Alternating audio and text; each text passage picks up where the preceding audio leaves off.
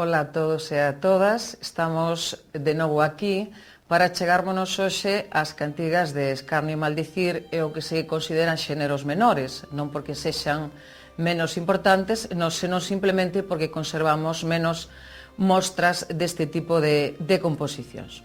As cantigas de escarnio e maldicir, como o seu propio nome indica, son cantigas de alguna maneira para satirizar, para criticar, para burlarse, para ironizar sobre determinados temas, determinados costumes, personaxes ou mesmo clases sociais da Idade Media.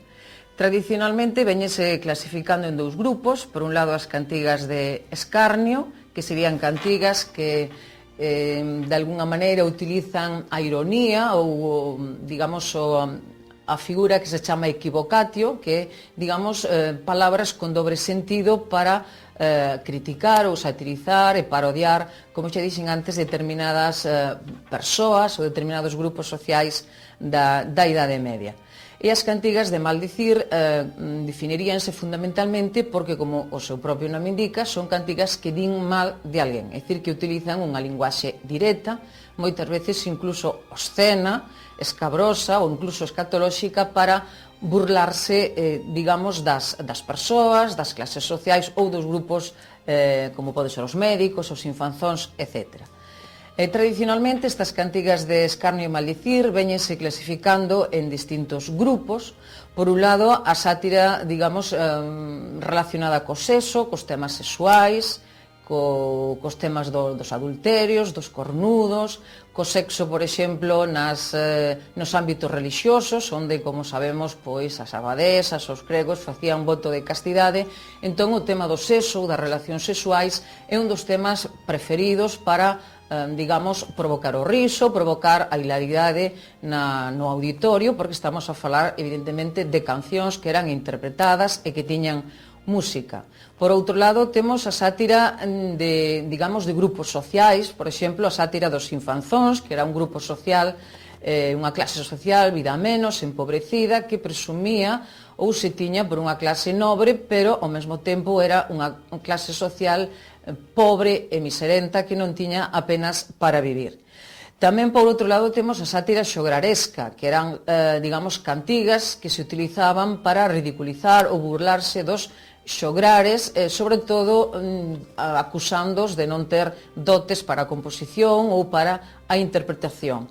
Os máis coñecidos son, por exemplo, o xograr Lopo, o mesmo xograr Lourenço, que aparecen en varias cantigas como persoas que non tiñan calidades ou que non tiñan, digamos, aptitudes para a composición e mesmo para a interpretación. Outro tipo de sátira moi frecuente na Idade Media é a sátira política. A máis coñecida é, digamos, a crítica que se fixo aos cabaleiros de Afonso X Sabio e a súa cobardía na Guerra de Granada, non? Hai unha sátira moi coñecida que di: Don Fuau que usei caprecho de Libao, vedes que fece na guerra, daquesto sou cerchao, sol que viu os genetes como boi que fertabau, sacudiuse, alzou rabo e fuxiu vía Portugal. Aquí realmente o que se está parodiando é unha das características que debía posuir absolutamente un cabaleiro, que era a valentía. Entón, realmente, cando se chama a un cabaleiro cobarde, é a peor crítica, a peor burla que se pode facer. Por outro lado, temos tamén a sátira moral, que non é moi frecuente na nosa literatura, é máis propio do Sirventes Provenzal. O Sirventes Provenzal estaba, pois, máis enfocado a moralizar ou a, digamos, criticar determinados vicios ou costumes da sociedade, a mentira, a corrupción, a perda de virtudes. Na nosa literatura non son moi frecuentes, pero aparecen algúns. E finalmente temos tamén a sátira literaria, que era esa sátira que se utilizaba para criticar, pois, digamos, outros xéneros literarios e, sobre todo, digamos, o tópico dos namorados, dos trovadores que se facían morrer nas cantigas de amor, non? Nalgunha destas cantigas de escarnio, pois, chegas a dicir que morreu pero resucitou o terceiro día, non? Porque realmente era un tópico de entre as cantigas de amor o feito de morrer como consecuencia do namoramento. En canto á caracterización das cantigas de escarnio e maldicir, habería que dicir que son moitísimo máis variadas que as cantigas de amigo e de amor, por suposto, que trataban simplemente a temática amorosa desde distintas perspectivas, desde a perspectiva femenina ou masculina. Aquí imos atopar moitísimos temas, moito máis variadas. En algúns casos, pois, o léxico é moito máis rico, porque ao tratar diferentes temas, evidentemente, os campos semánticos amplíanse e son máis diversificados.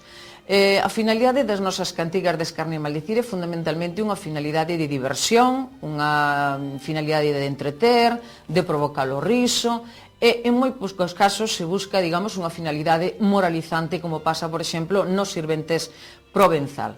En canto á forma, pois a forma que seguen é fundamentalmente unha forma similar ás cantigas de amor. Por un lado temos as cantigas de mestría e por outro lado temos as cantigas tamén de refrán, que eran cantigas moito máis repetitivas, como ocorría, por exemplo, nas cantigas de amigo, onde o paralelismo, o refrán ou o estribillo, o leixaprén eran procedementos repetitivos, porque, como xa dixen noutra ocasión, pois están destinados ao canto e a interpretación, e a xente non tiña acceso á lectura destas cantigas, polo tanto tiña que memorizalas. Son recursos que se seguen empregando hoxe pois, nas cancións, dunha maneira moi similar, non? Machaconamente repites un estribillo, repites unha idea ou repítese unha frase. Os autores máis coñecidos das cantigas de escarnio e maldicir, pois poderíamos citar Afonso e Anes de Cotón, Pero da Ponte, por exemplo, e outros moitos, incluso o propio rei Afonso o X o Sabio, non? Son cantigas moi divertidas, nas que de alguna maneira se trastoca o que é o mundo das outras cantigas. Antes falaba, por exemplo, da cobardía dos cabaleiros e, por exemplo, hai cantigas que parodian os tópicos das cantigas de amor, onde as donas eran absolutamente perfectas, tanto física como psicolóxicamente, moralmente, e atopamos cantigas de escarnio e maldicir, o que fan é precisamente tirar por terra ou desfacer eses tópicos. Hai unha cantiga de Joan García de Guillade, moi coñecida, que empeza dicindo: «Ai dona fea fostes vos queixar, que vos nunca louvo en meu cantar, mas ora quero facer este cantar e vedes como vos quero loar. Ai dona fea, bella e sandía». Precisamente está utilizando tres adxectivos que están de alguna maneira destruindo os tópicos das cantigas de amor. Por un lado é fea, non fermosa; por outro lado é bella, que nas cantigas de amor era nova; e, por outro lado, estalle chamando tola, cando nas cantigas de amor as mulleres eran absolutamente xuizosas e con bon sen. En canto aos xéneros menores, algúns deles híbridos, quero dicir que están, digamos, mesturados na orixe, o que hai influencias da literatura provenzal e ao mesmo tempo tamén da lírica galego-portuguesa. Por un lado temos a tensón ou a tenzón, que se caracteriza fundamentalmente por ser unha cantiga dialogada entre trovadores, na cal, pois, cada un deles mantén unha postura totalmente distinta sobre un mesmo tema, non? Entón, a característica fundamental desta tenzón sería precisamente o diálogo, que están dialogadas.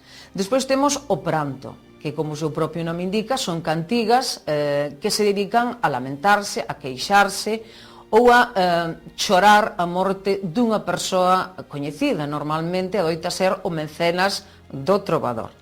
Hai unha cantiga moi famosa que é, digamos, un pranto pola morte de Afonso III o Santo, non? Conservamos únicamente 5 prantos, 4 dos cales pertencen a Pero da Ponte.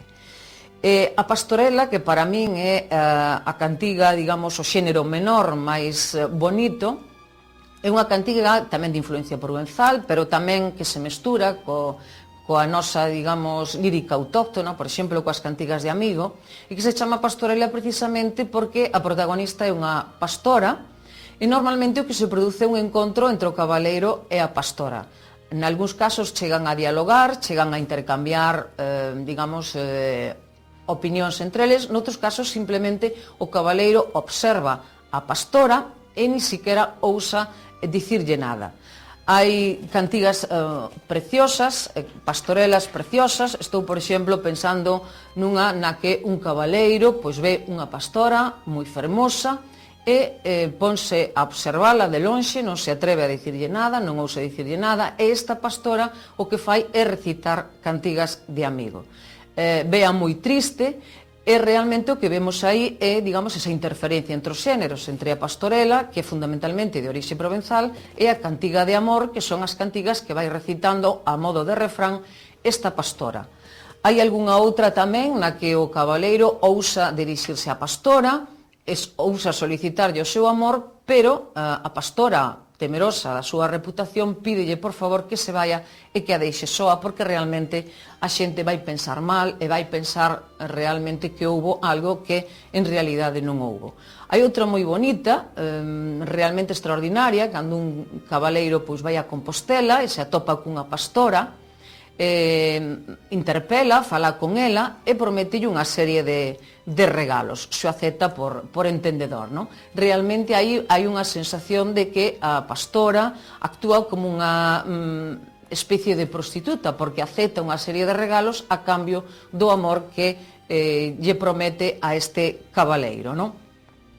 O último xénero menor neste caso, porque ademais conservamos unha composición, é a composición O Descordo, que é realmente tamén unha cantiga de orixe provenzal e que, digamos, varía a forma e varía a métrica en cada unha das estrofas. O que se quere amosar realmente con este tipo de cantigas é, digamos, a convulsión psicolóxica ou persoal que padece un trovador.